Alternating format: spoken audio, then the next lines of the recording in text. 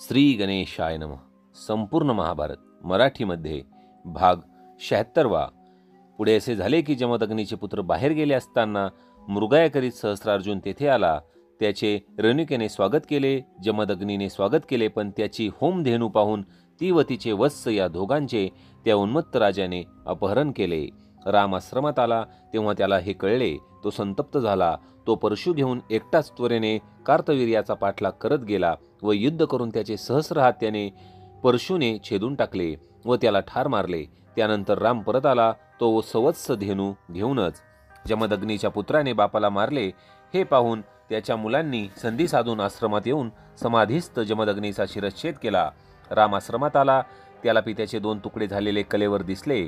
रेणुकेचा आक्रोश त्याने ऐकला व भावांची किंकर्तव्य मूढता कळली. मातेचे सांत्वन करून तो क्रोध व शोक यांनी तिरितिमिराने उठला. कार्तवीर्याच्या देशावर चाल करून गेला. त्याच्या पुत्रांना तर त्याने यमसदनी पाठवलेच, पण 21 वेळा भयंकर रणकंदन करून क्षत्रियांचा संहार केला. त्याने समंत पंचक्षेत्रात 5 मोठे डोह क्षत्रियांच्या रक्ताने भरून काढले. सौती म्हणाले, श्रोतेजन हो, समंत पंचक नावाचा इतिहास सांगताना मी ही कथा तुम्हाला काही दिवसांपूर्वी सांगितली होती.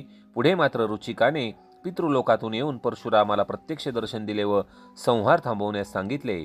तेव्हा तो कश्यप ऋषींना पृथ्वीचे दान देऊन महेंद्र पर्वतावर गेला. हे सर्व वृत्त त्या अकृतव्रणाने पांडवांना सांगितले व दुसऱ्या दिवशी त्यांना परशुरामाने दर्शन दिले. तेथून धर्मासह सर्वजण समुद्र तीरावरील अनेक तीर्थ पाहत पाहत शूर्पारक तीर्थावरून पश्चिम समुद्राजवळील प्रभास तीर्थाला गेले. द्वारकेच्या ते जवळच आले आहेत असे पाहून कृष्ण, बलराम, सात्यकी इत्यादींनी त्यांची भेट घेतली. पांडवांची वाईट स्थिती पाहून बलरामाला फार वाईट वाटले. त्याने अंध धृतराष्ट्राची व कौरवांची निंदा केली. यादवांनी पांडवांना पुन्हा राज्य मिळवून देण्यासाठी आपल्या सर्व सैन्यासह कौरवांचा पराभव करावा असे त्याने म्हटले. पण धर्मासह पांडवांची वेळ येताच स्वपराक्रमानेच राज्य परत मिळवावे, त्यातच त्यांचा गौरव आहे असे कृष्णाने त्यांना सांगितले. धर्मानेही त्यांचे म्हणणे योग्य आहे असे सांगून युद्धाची वेळ आली की कृष्ण सहाय्य करीलच असे म्हटले. अत्यंत प्रेमाने यादव व पांडव यांनी परस्परांचा निरोप घेतला. नंतर पांडव पुन्हा तीर्थयात्रेला निघाले. ते पयोष्णी नदीला गेले, नर्मदेवर गेले. तेथे शर्यती, च्यवन, सुकन्या, अश्विनी कुमार यांच्या गोष्टी निघाल्या. सौती यावेळी थांबून म्हणाले, आता पुढील गोष्टी उद्या सांगणार आहे. सायंकाळ झाली आहे. मी एक प्रश्न विचारू का? एका ऋषिकुमारानेच उठून विचारले. विचार ना.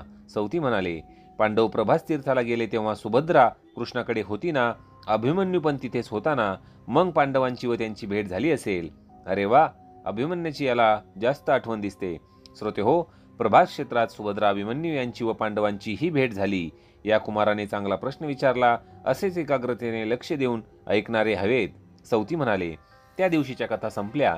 दुसऱ्या दिवशी काय सांगणार याची काहीच कल्पना सौतींनी दिली नव्हती. काही ऋषी पुढे तीर्थयात्रेला निघणार होते. त्यांनी सौती व शौनक यांच्याशी त्या रात्री तीर्थस्थानाविषयी अनेक गोष्टी केल्या. दुसऱ्या दिवशी सकाळी ते नैमिषारण्यातून निघाले. जाताना आपसात म्हणत होते की नारद, धौम्य, लोमेश यांनी वर्णन केलेल्या अनेक क्षेत्रात आपण जाऊन आलो. आता पुढे आणखी पाहू. तर श्रोते, आता आपण महाभारतातले जे आपले 3रे पर्व आहे, वनपर्व, यातली प्रकरण 12वे पाहणार आहोत. काही अद्भुत कथा. दुसऱ्या दिवशी सौती गोष्ट सांगू लागले. श्रोतेजन हो, काल मी च्यवनाविषयी नुसता उल्लेख केला. तुम्हाला त्यांची कथा ऐकायची आहे का? हो हो, ती कथा सांगा. शौनकांसह काही जण म्हणाले. आज मी तुम्हाला लोमशांनी युधिष्ठिराला सांगितलेल्या पुष्कळ गोष्टी सांगणार आहे. त्या प्रत्येक कथेत अद्भुत भाग आहे. च्यवन ऋषी हे भृगु ऋषींचे पुत्र च्यवन भार्गव. त्यांचा जन्म कसा झाला ते मागे मी सांगितलेच आहे. त्यांचीच ही गोष्ट आहे. च्यवन ऋषी एवढे दीर्घकाळ तप करत होते की त्यांच्या भोवती मुंग्यांनी वारुळ उभे केले. त्यांचे डोळे फक्त वारुळाच्या 2 मोठ्या छिद्रातून दिसत. एकदा काय झाले की शर्यती नावाचा राजा त्या ठिकाणी सैन्य व परिवार यासह सरोवरात विहाराला व मृगयेला आला. त्याची मुलगी सुकन्या सखीसह वनभागात फिरत होती. तिला ते वारुळ दिसले. तिला त्यातून ऋषींचे डोळे दिसले. तिने कुतूहलाने काडीने ते टोचले. तिला वाटले की कोणीतरी चकचकीत प्राणी कीटक असेल. तो काडीने हलवला तर उडेल, पण त्या ठिकाणी च्यवन होते व त्यांचे ते डोळे होते. डोळे फुटून लाल रक्त बाहेर आले. तेव्हा सुकन्या भिली, पळून दूर गेली. डोळे फुटण्यापूर्वी च्यवनांनी सुकन्येला पाहिले होते आणि तिच्या सौंदर्याने त्यांनाही मोह पडला होता. पण झाले ते अघटितच. त्यामुळे कामाची जागा क्रोधाने घेतली. त्यांनी राजाच्या सैन्यावर मनाच्या प्रभावाने असा काही परिणाम घडवला की सर्वांची पोटे फुगली, मलमूत्र कोंडून गेले. राजाला हे कळले तेव्हा त्याने विचारले की कोणीतरी इथे च्यवन ऋषींना त्रास दिला आहे, पण कोणीच काही सांगू शकेना. सैन्याची वाईट स्थिती पाहून सुकन्येने भीत झालेला प्रकार सांगितला. राजा त्वरेने ऋषीजवळ आला.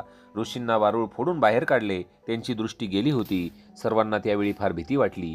रक्ताळलेल्या डोळ्यातून गालावर लाल धारा येऊन वाळल्या होत्या. ऋषी दुःख सहन करत होते. राजाने कन्येच्या वतीने क्षमा मागितली, पण ऋषी म्हणाले, तुझी कन्याच मला दे.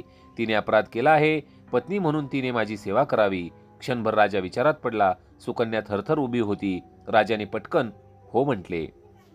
सुकन्येचा अंध व वृद्ध च्यवनाशी विवाह झाला. सारे राजवैभव सोडून ती च्यवनाची सेवा करू लागली. तो वृद्ध असल्यामुळे त्या मुलीवर ऐन तारुण्यात ब्रह्मचर्य पालनाचे व्रत, म्हाताऱ्या नवऱ्याची सेवा, अपराधाची शिक्षा म्हणून आंधळ्याचे सर्व काम करणे, वैभव व सुखे यांचा त्याग, हे सर्व तिच्या वाटेला आले होते. च्यवनांचा राग मावळला होता. त्याचे व तिचे सद्गुण परस्परांना कळले होते. सुकन्या पतिव्रता होती आणि एकदा अश्विनी कुमार त्या सरोवरावर आले असताना ती त्यांच्या दृष्टीस पडली. त्यांचे मन तिजवर बसले. वृद्ध पती व तरुण पत्नी त्यांनी तिचे मन वळविण्याचा प्रयत्न केला, पण ती म्हणाली की आपण कृपा करावी, रागावू नये. मी पतिव्रता आहे. पण त्या कुमारांनी सांगितले, आम्ही च्यवनाला आमच्या सारख्याच सुंदर व तरुण करतो, मग आमच्या तिघांपैकी कोणाचीही तू निवड कर. च्यवनांनी या प्रस्तावाला संमती दिली. त्यांचा सुकन्येवर विश्वास होता. च्यवनाला बरोबर घेऊन अश्विनी कुमार सरोवरात गेले. पाण्यात बुडी मारून ती तिघे वर आले. तो तिघे सारखेच तरुण. सुकन्येला च्यवन दिसले. ते सुंदर, तरुण, सशक्त, डोळस, दिव्य तेज असलेले आणि तिघांचे रूप जरी सारखे होते तरी तिने अंतर्ज्ञानाने च्यवनांना ओळखून काढले.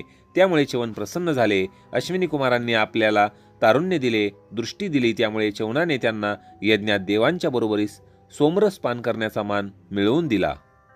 शर्यतीला सांगून त्यांनी एक मोठा यज्ञ केला. त्यावेळी इंद्राने कुमारांना सोमपान देऊ नये म्हणून फारच उद्दामपणाने अडथळा केला. तेव्हा च्यवनाने मद नामक राक्षसी शक्ती उत्पन्न करून इंद्राला घाबरवून सोडले. इंद्र शरण आला. त्या देववैद्य कुमारांना सोमपान करण्याचा मान मिळाला. च्यवनाने जो मद निर्माण केला त्याची व्यवस्था कशी लावावी हा प्रश्न होता. त्याचे 4 भाग केले.